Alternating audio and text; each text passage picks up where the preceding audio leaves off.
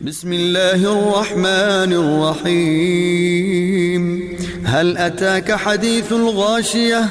وجوه يومئذ خاشعة عاملة ناصبة تصلى نارا حامية تسقى من عين آنية ليس لهم طعام إلا من ضريع لا يسمن ولا يغني من جوع.